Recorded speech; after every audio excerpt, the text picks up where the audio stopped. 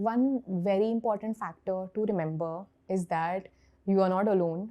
That uncertain factor is there for everybody. The kind of overly glamorizing a certain career option or talking only about the good aspects of a certain thing, because there's always two sides to a coin, right?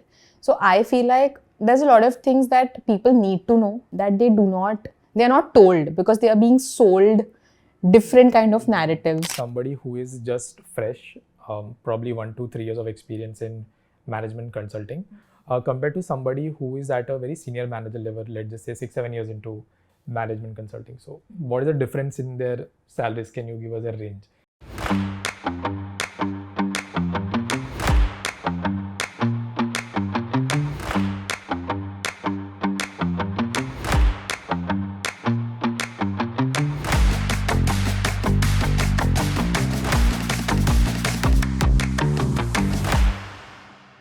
Alright folks, welcome to our new episode of My First Job. This is our 4th episode, and in our 4th episode we have Avani Rathore. Avani is a senior management consultant at BCG. She has done her graduation from IIT Kanpur and her MBA from IIM Calcutta.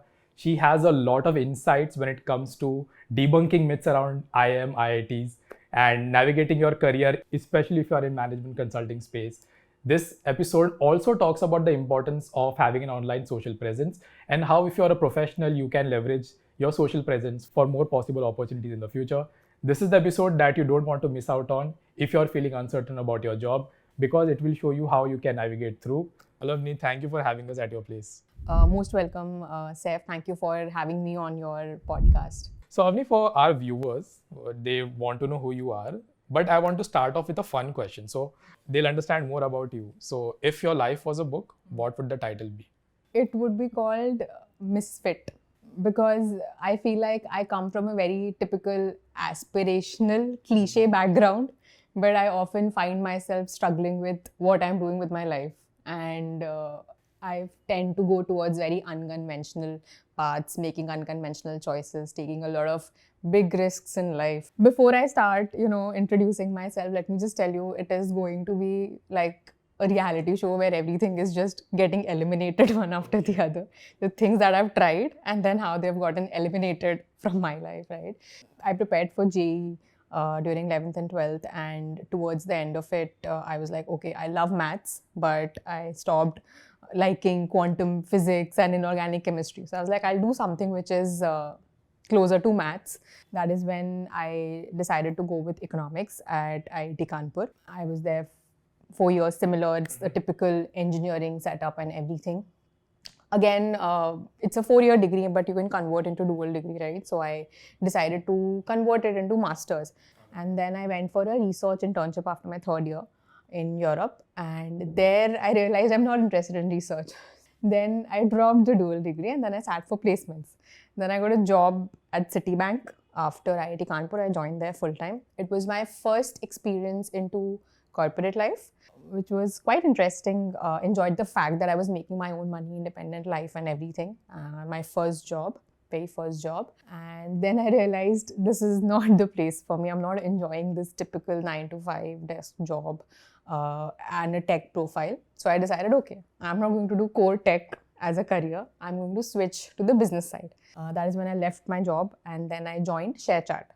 So I wanted to get exposure in the startup world and wanted to try different things, and startups are a good place for you to get that kind of exposure, try your hands at different things, figure out what you like. And I thoroughly enjoyed working as a part of the business development team there, learned a lot of things, some very great mentors throughout, and very fun. And then just at the same time when I wanted to switch to the business side, I also started preparing for CAT. Of course, you can't bet on the fact that, I start preparing for CAT, so I'm going to get an admit in a very good college. Right. So I had to also switch my job. But fortunately, I was able to convert IIM Calcutta eventually, and then the decision of whether to go for an MBA or not, or whether to continue at the same job. But once you have that admit on your email, it's very difficult to let it go. And at the same time, COVID also came. So this was 2020. So I was like, okay, COVID, nobody knows what's going to happen in the job market and everything. Might as well just go and study, have 2 more years of college life, learn things and everything. And that is how IIM Calcutta happened. There again, the choice of what you want to do, right? Which field do you want to go into? I had always thought that I would be interested in marketing or product management because that is what I had developed interest in when I was at ShareChat. But going there and talking to different people, again, a lot of people feel like they don't know what they want to do. So for me as well, I had also gone all confused, not knowing what I want to do. But my seniors, all the people who are working in different sectors, talking to them, learning insights from them, and then finally figuring out, consulting could be a good option for me because I also have chances of getting good consulting shortlists. Right? So that is also one big factor that you consider in choosing your sector. So I said, okay, this is something that I don't have exposure to. So might as well consider and see how that happens. So that is how consulting happened at IIM Calcutta. And fortunately got into BCG. Again, between McKinsey, BCG, I wanted to work more in India and I was more inclined towards the social sector, public sector. So I said, okay, BCG does a lot of social impact, so I'm going to go in BCG. I want to stay in India. BCG does a lot of different areas in India. So that was the choice that I made at that point in time. And then fortunately got a PPO and then joined BCG full-time after MBA. So in an uncertain situation, how do you navigate yourself through? Like, what do you look forward to? One very important factor to remember is that you are not alone. That uncertain factor is there for everybody, right? And typically in an MBA, it's a very highly competitive environment, right? So you tend to make a lot of small comparisons here and there. It's everything is relative, right? You are in competition with the people around you as well. So just to remember that, if I am facing this uncertain situation, everybody else is also facing it, right? So that kind of gives a little comfort in not knowing what is going to happen because everybody will be in the same boat. And beyond that, of course, you have to accept it कि चीज़ें मेरे हाथ में नहीं हैं and जितना मेरे हाथ में है उतना I can do, right? Like I cannot say that BCG will hire this many number of people this year. I don't know how many people they're going to hire, right? I can only work on my preparation or I can decide for myself how I want to mitigate the risks that are there. Maybe consulting will not hire as many people this year. So what is the other thing that I'm preparing for? What is the other thing that I'm ready with? Maybe the placements will not happen very well, right? So am I mentally prepared for applying off campus, right? So those kind of things you have to think, and ultimately my fundamental belief is that if you work hard, if you put effort, and in a right direction, right? Not just putting effort and not knowing what you're doing, right. But putting effort, working hard is enough to get you through any uncertain situation as well because it is not in your hands. So it is not in your hands. You can work on yourself in that time. You can get yourself to the point that, okay, maybe the job market is not good, but the day the job market gets better, I am ready, I am sitting prepared that the moment I go there, then I don't have to start from scratch that, oh, now the job market is okay, so now let me start my preparation, right? You have to be prepared. That is something you cannot change. We are seeing something similar happening right now also, right? Post-COVID, in the news, we see a lot of B school graduates are not placed from top IIMs and top IITs, right? What are your insights on it? Like what we see online, is that true? Or if it is true, what can somebody do to, again, do something like you where things are uncertain, but they can still prepare so that when things are hot again, they are the first person who can grab that opportunity? I think my 2 cents on that are that their situation has actually, become a little bad from before because we did see that a lot of IIM graduates, even IIT graduates have struggled with placements. Even I have seen people around me in MBB also struggle for good exits because MBBs are typically known for giving you very good exits into, different sectors that are available, whatever you want to pursue ahead in life with great raises and everything, great roles. But that has also taken a hit, right? From what I remember, the things that we had seen for 2 years senior to us, the batch that got the kind of exits versus our batch, right? So there is definitely a difference. It is definitely tougher to get those kind of roles because a lot of different factors are changing. Before, there was this election throughout the world. So that had an impact on a lot of things. Then there is this AI coming in. So a lot of jobs are becoming redundant, right? A lot of AI adoption is also happening. We were already going through a digital transformation phase, and then AI has come and a lot of things have changed. So a lot of people are struggling in the market, and then startup space as well. Startups are a good opportunity for people to, get good money and good roles. But now they're also, the burning stage has little bit, now investors are not very comfortable with startups just burning money for a very long period of time, right? So definitely a lot of things have changed. But even with all of these factors, right, what you need to remind yourself is that you can only control your own narrative, right? You cannot control anything that is happening outside, in the outside world, right? And people who are struggling with finding a job as well, right, they are just working harder to get the kind of jobs which they were probably not working as hard before, right? So you cannot give up so easily in today's time. And actually there is a genuine problem where people are not getting the kind of opportunities that they deserve also, right? So in that case, you cannot sit and wait around. You have to do something, right? You have to maybe upskill yourself, maybe find other avenues of doing stuff and everything. Don't wait for the time that everything is going to just magically or miraculously improve one day, right? And your life will get sorted. Just remember, and even by that time, a lot of people would have done different things, would have worked on different things, would have upskilled themselves, would have worked on their stuff to build a more credible profile and everything.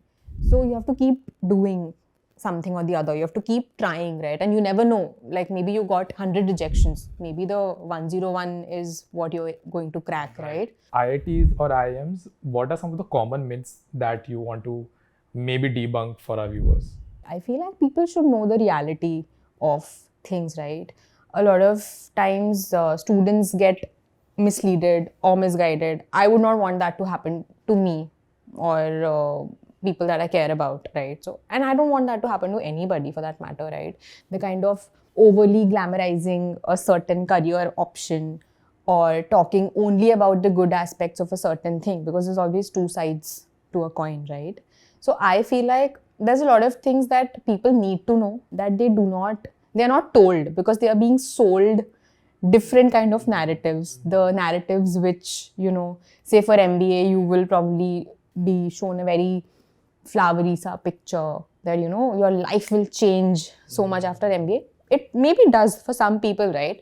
But there are a lot of things that you do not know about, because we hear different things even from IITs, we hear different kinds of news, right? Then I think it became more prominent after MBA, because MBA, there's a lot of surface level stuff. You learn all the good things about a different sector. Say, for example, consulting, right? So people will over glamorize consulting when they talk about consulting. So they'll talk about, hey, you'll get to stay in 5-star hotels, you'll get to fly, you'll get all these points and everything. You live a very luxurious life. And my question always used to be that, okay, but what will I be doing? How is my work life going to look like? And that is something that insight which I got from my first job, right? Because at my first job at Citibank, my life was amazing. I had so much work-life balance. I could take work from home whenever I would want. They were very flexible with that. The work hours were very chill. I could easily, spend significant amount of time playing foosball in office if I wanted to. So it was a very easygoing environment. I used to go on trips from time to time. But I was like, at the end of the day, I don't know if this is what I want to be doing. What am I learning? Is this something that interests me? Am I passionate about it? And I was like, I want to hustle in my 20s and everything, all that thought. So that has been there, where I've always questioned that what is it that I will be doing on a day-to-day basis? The time that I'm sitting with my laptop, the time that I'm sitting in front of the computer or whatever. What is the work that I am doing, right? Even if you're in investment banking for that matter, you will probably be sitting in front of the laptop with an Excel sheet, right? That is the reality which people will not talk about. Even investment bankers make PPTs. That is something nobody will talk about, right? But that's the reality of things.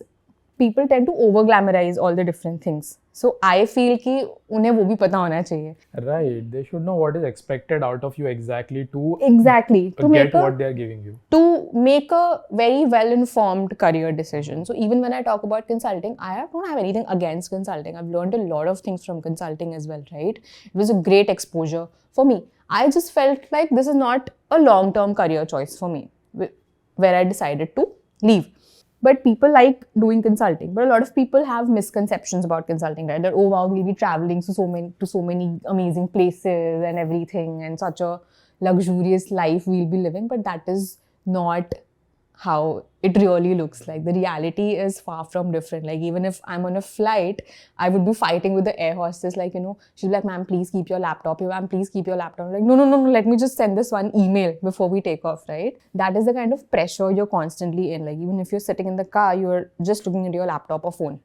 Because you have to be available all the time. And you don't know when you're going to go next, where you're going to go next, or when you will be asked to go somewhere for anything. So you don't have any control over your own time, right? So all these kind of things don't get talked about much. These things are important because that's how you can prepare yourself also. If you know what is being expected out of you, you can then understand what are the skills required for me to perform that. Correct. And then you can backtrack your learning and do the productive learning that you were talking about, and not just doing random things which doesn't make sense. When did you start being active?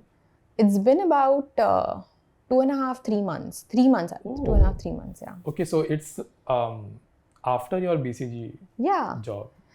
So even there's one other thing, when you're a part of a company, there are also certain restrictions. Not restrictions, but certain things you need to, be sensitized in terms of what you're putting out there, because you're associated with a company. So you have to align the kind of content you're putting out there. One very fun thing somebody told me was that, somebody who's still at an organization told me that, I cannot post on LinkedIn because then people have this perception that I have a lot of free time and I'm not putting effort in my job. So there are different kinds of sensitizations that companies also have. For me, I never thought that I'm going to start writing something. It just happened because, now I'm at a stage where I'm experimenting with different things. I'm trying to build something. I'm doing freelancing kind of work, very unconventional things that you would see that, a typical person from this background will probably not be doing. Or somebody will say that, oh, are you stupid that you left your great job to now figure out things and experiment with different things in life? So it was a part of that. I was like, I always love writing. So writing has always been there in my life. I've just never shared it. So now I was like, okay, let me just put something out there. Now the thing was कि मैंने इतना सारा ज्ञान तो gain कर लिया है, consulting में आ तो गई, इतने लोगों को मेंटर कर लिया, सब कुछ कर लिया, एंड अब वो सारी चीज़ें छोड़ दी हैं, तो वो ज्ञान अब मुझे निकालना है, राइट, लोगों तक पहुंचाना है. तो आई वाज लाइक, ठीक है, this is one way that I can do it. So that is how it started. Fortunately, I got very good response, right, in terms of people relating with my words, people finding value in what I'm sharing. So that has been going good and I'm enjoying that. So that is why I've, continued. I'm still continuing writing. I'm still experimenting with different things. But yeah, it does give you a lot of visibility and people do reach out to you. You get, I got a job offer just through my LinkedIn post, and somebody was like very, we find your post very relatable. I got invited to become a visiting faculty in an institute, right? Because of the kind of content I'm sharing. So they were like, we feel like you really care about students. So these are the kind of different things that are happening, which I would never have imagined that, this is something which I could have done. And this happened only because you were visible about the work that you did and you wanted to Yes. So visibility can help you in ways. And it also depends on how you are getting visible, right? In what ways you are visible. So I wouldn't say ki just the visibility. Maybe it was also the kind of things I was talking about that they felt that, it's value adding for them. So that kind of worked. But overall, yes, if you're visible, so then it definitely opens up opportunities for you. You never know of what sort. Like this podcast happened Yeah. to me, right? Because I was I visible. searched, yeah. Because I was visible, Yes. so this also happened. Correct. So you never know what doors might open. But people feel little reluctant in. It's not very easy to put yourself out there to write something and be open for people's judgment or their opinions of what you're saying, what you're feeling, right? So that is not easy. So Avni, speaking of opportunities, you were at BCG, so you did a summer internship there, and then you converted the summer internship into a PPO, and then you eventually joined BCG. How was your initial days like? And compared to when you reached a senior level, or you probably spent some time there, what were the difference in the roles and responsibilities that you were handling? So initial years are spent working on different projects in different practice areas. So like I worked in the financial sector doing different things from, and even if you're working in the same sector, you could be working on different problem statements. So I've done a lot of banking projects, but even in banking, I've done sales, I've done branding, I've done PMO, I've done strategy. So different things you could be doing in one sector also. You're constantly working on different things. Now your project got over. 3 months project is over. Now you're completely a part of a new team in your office. You have a new manager, new partner, senior partner, you have a new team of clients, right? You again have to understand, you have to build the context of the case, you have to quickly ramp up. So you have to understand the context of the case. And the case has been running for, say, the case that I joined was running for 4 long years. So I had to, grasp all that context and learn that, okay, this is the relationship that we are sharing with the client. This is the problem statement that we've been working on. This is the expectation and everything. You have to do very quick ramp up in terms of a lot of different aspects, right? And then build an understanding of the case, the industry, the problem statement, and then add your own problem solving to it. So that is why it is a very steep learning curve and you're learning.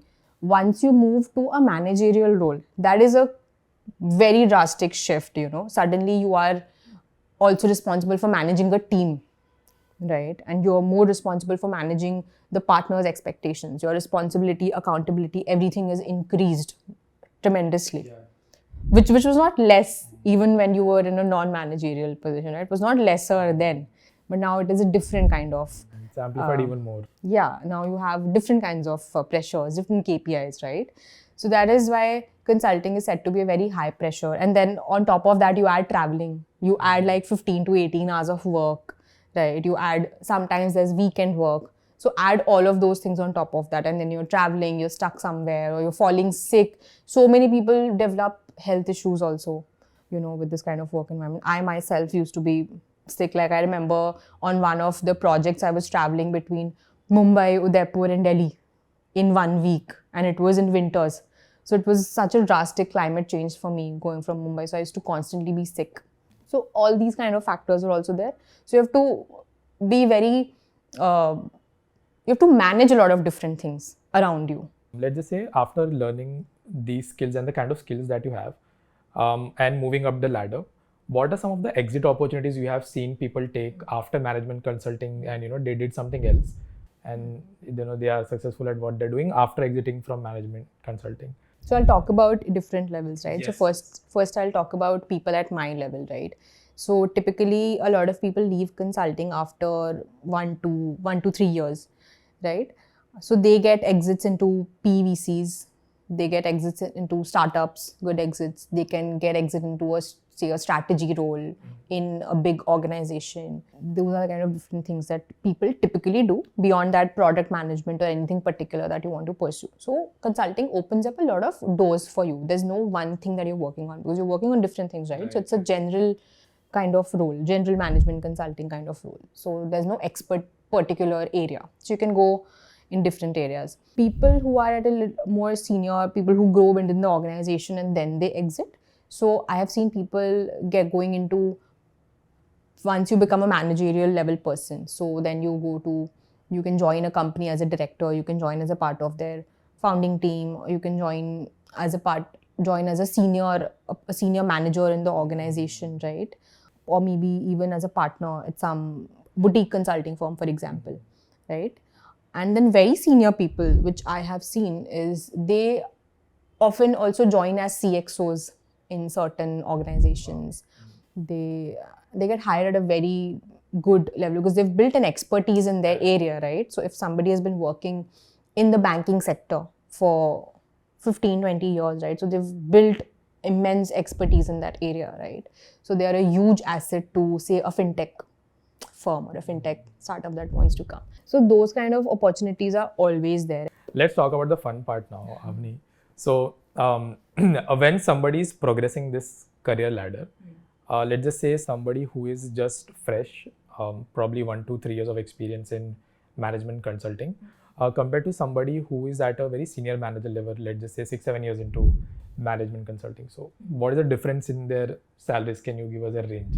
Also with the perks, Typically, the added perks, if there are any. Perks are, perks ka aisa hai, from the lowest level to the highest level, you'll have the access to the similar things. Of course, at the higher level, when you become a partner and everything, you become an owner as well, right? So then you have, like, once you become a managerial person, so you also have an assistant with you. So you have an assistant who takes care of your travel, booking and everything, whatever is required for you here and there. Before that, you're doing it yourself. You're booking your hotels, you're booking your flights and everything yourself. Then you can have an assistant to manage your schedule and everything. That changes, right? And then even when you go higher, so you have more personal assistant who takes care of everything for you, right? That is what I've seen. In terms of pay, so initially consulting 1 to 2 up to 3 years, you grow well, but the transition happens when you switch into a managerial role. So the transition is much higher. So if I am earning X out of MBA, right? Out of MBA, I'm earning X. By the time I reach a managerial position, which would likely be in 4 to 5 years, I would be earning easily 3x of that. Near about 3x of that. Got it. Compared to your MBA salary that you would just... Compared to right out of MBA. So if I continue in the same organization, right out of MBA, so X ka 3x ho jayega in 5-6 years. Happens. And then it becomes comparable with investment banking and other firms, right? Because investment bankers start at a very high level, but the growth tapers after a point. It becomes, okay, iske beyond nahi badega. And consulting mein, it starts lower than investment banking, but eventually you reach a point where it is similar. Correct. And then you have exit opportunities where you can do something else and probably earn more money by contributing more, obviously. So any proud purchases that you have made so far with your hard-earned money? If I have to talk about expensive purchases, I'm not so much into brands or anything as long as quality product is there. But I buy a lot of jewelry here and there. So I have, that is my impulse buying things. So even if I have to gift somebody something, I'll go to Tanishq and buy something probably. So that is my impulse purchase. Like I went with a friend, she wanted to buy something for somebody.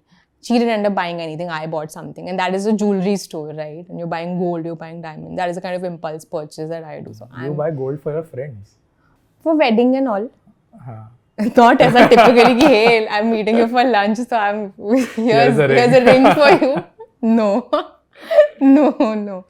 नहीं, इतना भी पैसा नहीं. सब consultant बन रहे हैं. नहीं, इतना भी नहीं है. But that is I don't have anything like, oh, I want this car, this watch or anything. But yeah, that is I buy diamonds. Yeah. On parting note, Avani, do you have any friendly piece of advice for young working professionals entering the workforce in 2024 and beyond? And also from your own mentorship experience, is there any message that you want to convey? So my one piece of advice which I give everyone is that if you are in a position where you can take risks, where you can afford to take risks, take them. Don't feel ki we will get left behind. Don't feel that peer pressure in your, because early on in your career, everybody is figuring out. Later on, it gets more difficult to experiment with things. So early in your career, take risks and figure it out, right? Everybody is figuring out. Don't feel bad if you feel that, this is my first job and I'm not liking it. It's okay. It's just the first job, right? So I feel first 5 years at least, figure things out. It's okay. Take risks. And from my mentorship experience, what I can tell is that, a lot of people buy into all these preconceived notions that are sold to them. The glamorizing of a certain sector, the overselling that, oh, this is a great opportunity. Like, I literally come across people who are like, please tell us about management consulting. And I said, okay, we want to go into management consulting. Okay, do you know what management consulting is? No, but we've heard it's great. It's a good career option. It's a this. Okay, find out about it. But don't get stuck to it. If you find out, if I tell you that, okay, profile hai, nahi hai, think about all the different things, right? Find out all the pieces of information. Don't just focus on all the positives of something that you want to do. Find the complete picture and then see how it fits in your journey. Don't do something because it is a very popular thing to do. That's awesome. Thank you, Avani, for taking out time and doing this with us. I'm sure people will find a lot of value in this video and in this episode that they'll take away and probably apply in their own career. And I hope they take a lot of risks, calculated risk, obviously, of course, and do something better with their career eventually in the future. Thank you so much for having me, sir. I had a really great time. So if you've made it to the end of this video, please like, share and subscribe to InsideIIM, and I hope you found the session very insightful. If you need any personal help, any guidance or anything, you can always reach out to me as well. Link will be in the description, guys. Do follow her on LinkedIn and ask her any questions that you want. Also, if do let us know which other guests you would like us to bring on our episode next. Meanwhile, this is Saif from Team InsideIIM signing off.